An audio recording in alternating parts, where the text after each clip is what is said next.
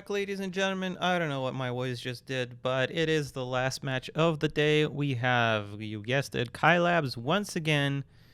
And we'll see who's our champion, although I think it's going to be Soul Ripper. But let's introduce the players, Spiff. Alrighty, well, we're going to start over here on the left-hand side, spawning in as the purple Aeon player. And being featured today on stream for the first time, it is SkyAce, who is moving forward with his ACU and dropping down 3 quick land factories in the, I guess, like directly in the middle of this island here. And Nite, what is going on your side of the map? Another side of the map, we have double air opening from our green Cyber Commander. It is Fortuna. And I think SkyAce was trying to build off the ramp, but he didn't command move or control move on the ramp, so the commander is going to go around the cliff. I mean, he's still going to have these 3 land factories up pretty quickly and in a more forward position. So, not the end of the world. Yeah, but he'll need an answer to this air, and his base is going to be kind of open to bombing. So instead of that last land factory, I think we need an anti-air instead.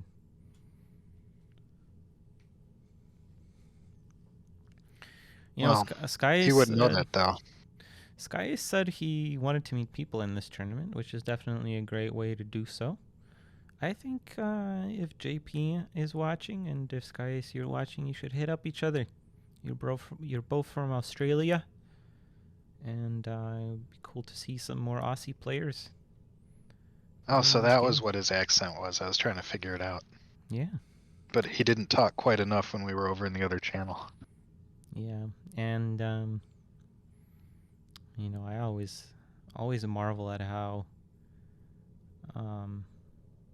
I guess diverse the community is. We don't have that many players, but we have players from all over. Although it is still mostly Russians. But no, don't go air. No. SkyAce. You were the chosen one. You were supposed to destroy the air players, not join them.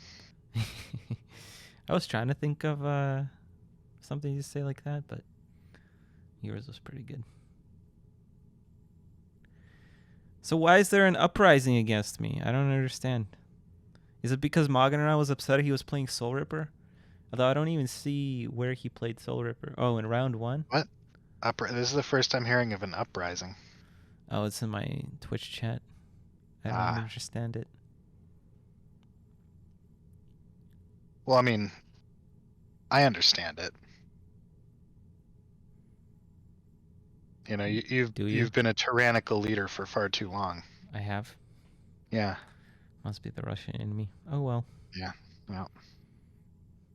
Tsar Nite. Tsar Nite. I prefer the term Putin. How much damage did that do? Oh wow, actually quite a bit. Holy crap. That exploding mass extractor took away half the health. There's no way it did 1,500 worth of health. There must have been another bombing run. I think I don't know. I'd have to go back and check. 1,500 is enough to kill most land units. There's no way an exploding mechs would go through even half of units, so it had to have been bombed.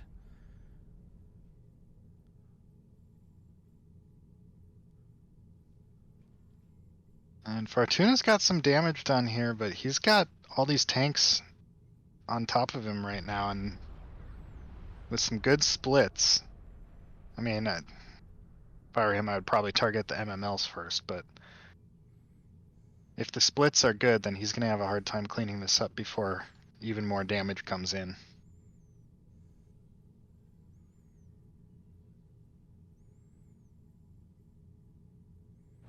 Nope. No splits at all. Okay. I mean, this is still going to do decent damage, but now there's 3 air factories. And Fortuna has been liking this start. We played in a league match. He used the same exact start with Cybern on this map.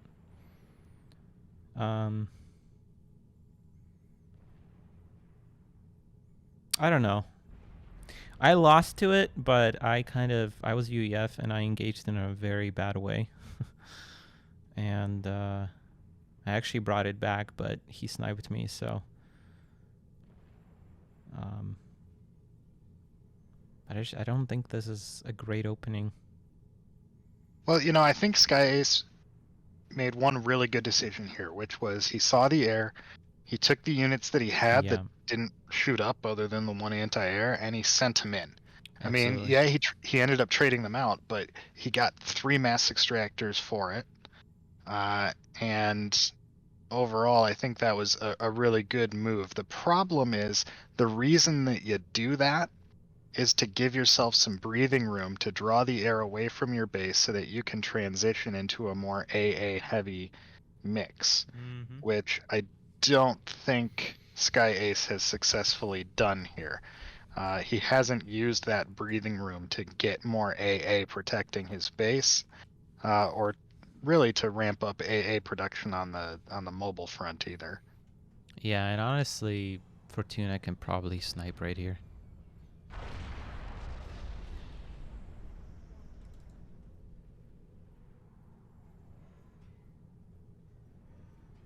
Well, I mean, he is going to have to pull back at some point to deal with this blob, unless he snipes right now before it gets to his base. People are thinking the matchups are a mistake. I don't understand why. You should start your games if you haven't done so already.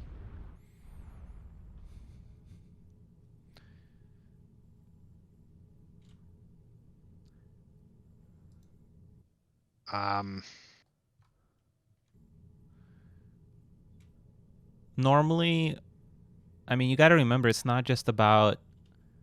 The matchups are determined by challenge, right? Yeah, I mean, and it's not always going to be number 1 versus number 2. That's not how it works.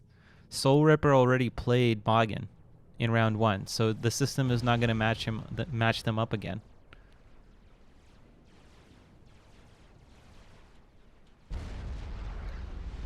Three and 4 got matched up because they haven't played together. I don't understand what the confusion is.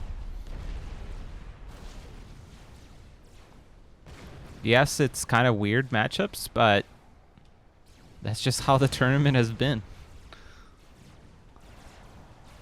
That ACU actually took a lot of damage. I think that's actually pretty good for Fortuna. And there's still no anti-air. First anti-air tower coming out for SkyAce.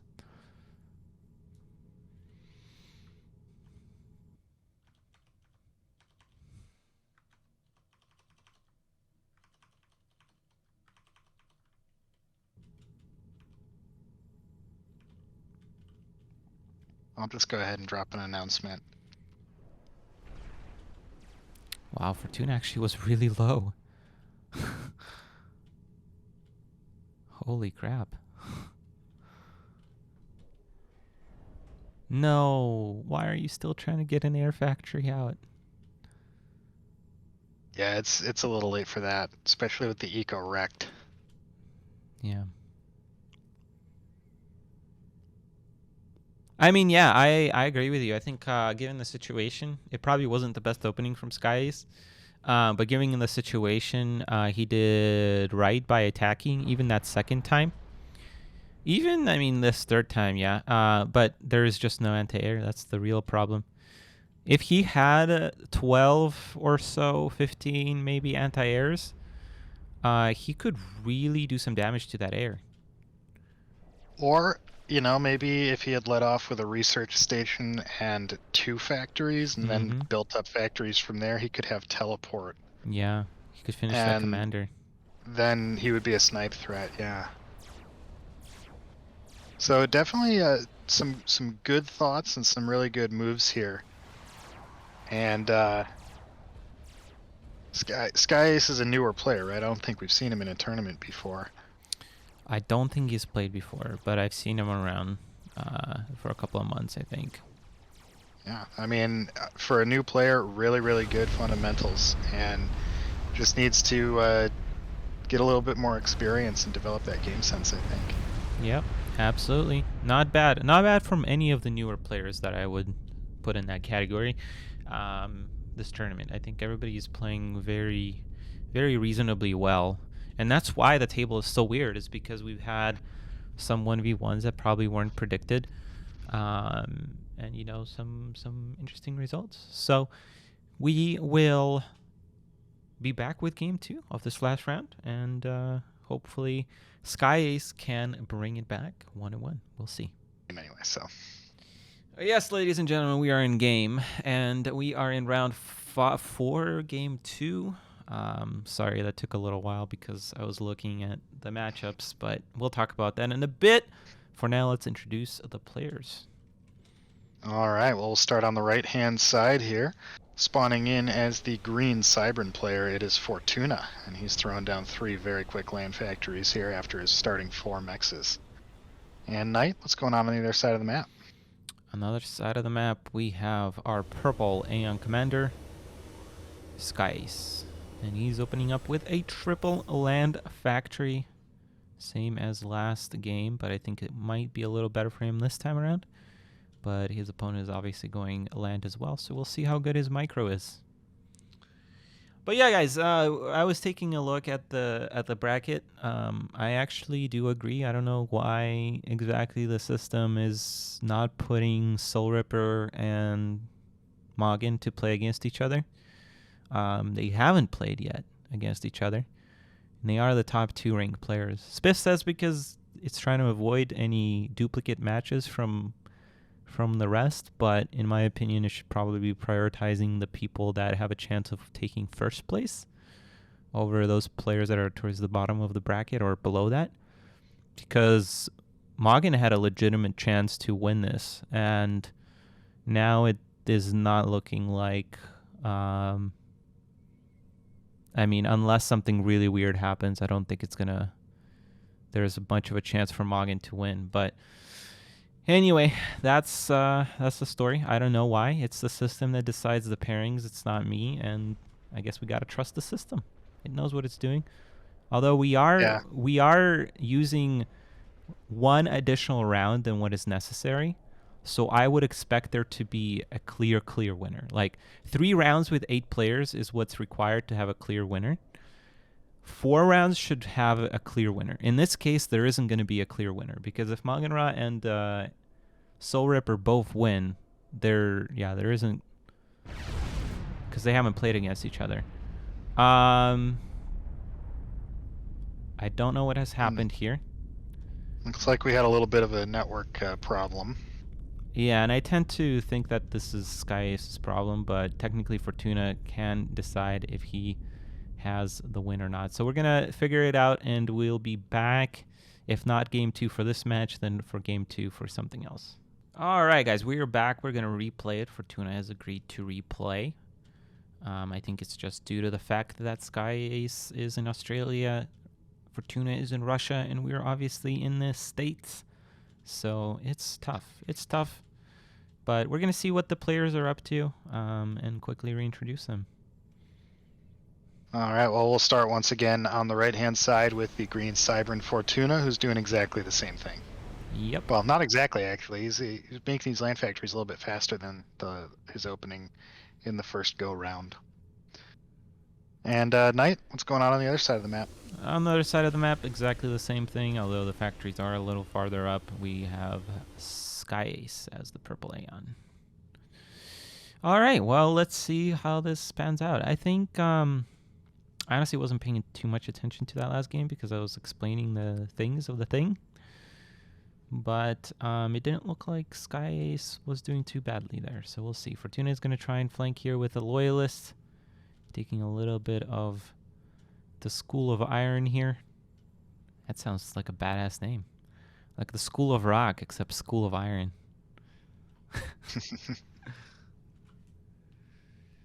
Oh, well, man. you know, they're sister schools. Yeah. Yeah. Yeah, man, I keep looking at this at these matchups, and like I'm sure there's a way to avoid dual matchups. That was just a theory. I haven't looked at it, worked through the logic yet. I don't know. Because they haven't played, there's gotta be a way to avoid other matchups repeating. Well, maybe so.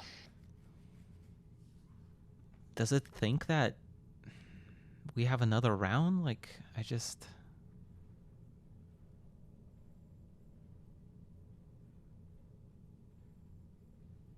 don't know. I'm actually considering letting them play to see who wins. Because this makes no sense to me. Because, I mean, if the system is prioritizing like the top 3 places, then yeah, it makes sense. But in our case, since first place is so important and other places aren't really important, it is a huge deal that they're not playing with each other. Like, if it's top 3, then yeah, I can kind of see it.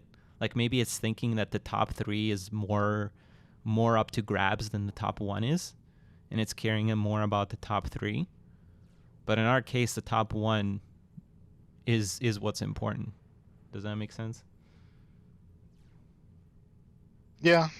Well, we'll just have to look into it more after the tournament, I guess. Yeah, we'll see how Magen does. I mean, if he loses, it doesn't matter.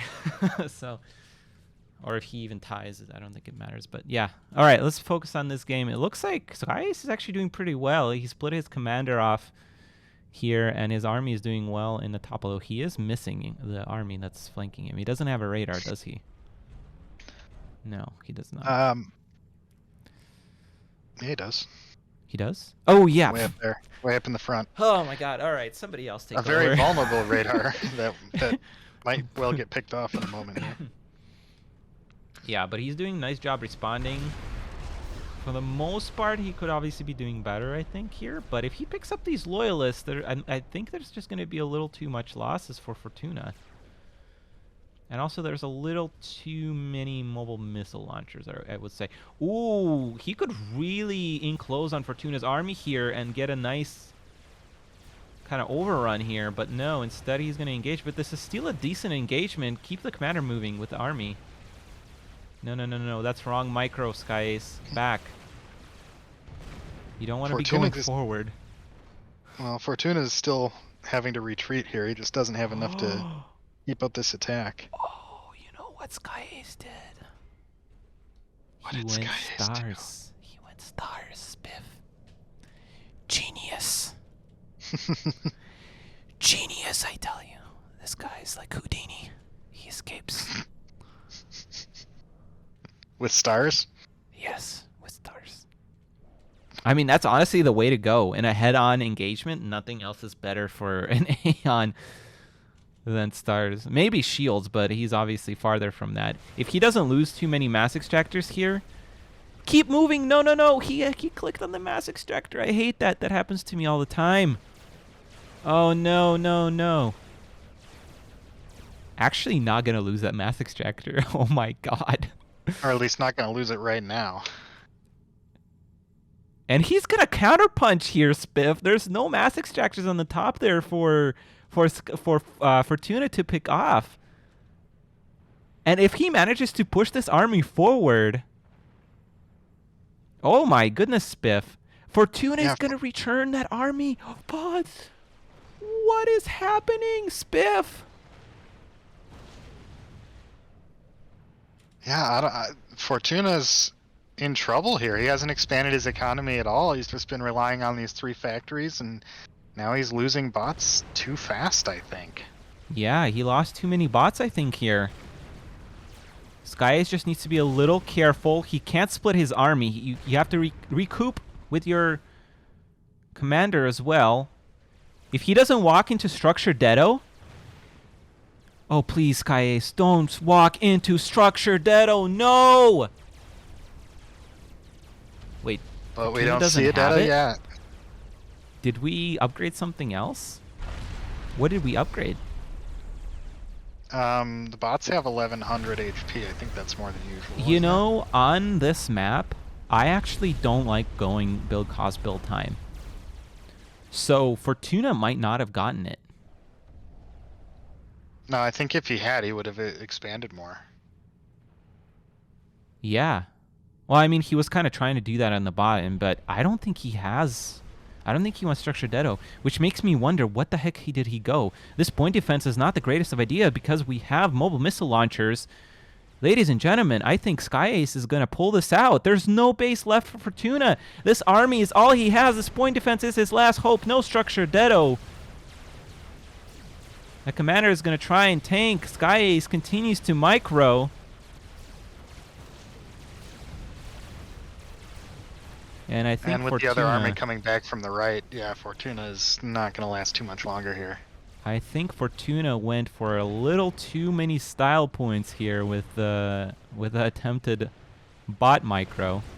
And SkyAce has to be proud of this one. Fortuna is not an easy opponent. And not he's at all. going to tie it up here in this series 1-1. If you're still watching, give a thumbs up to this video. If you liked the video, leave a comment. If you loved the video, please subscribe. And if you are blown away by it, check out my Patreon page. This has been Nite. Take care and peace out.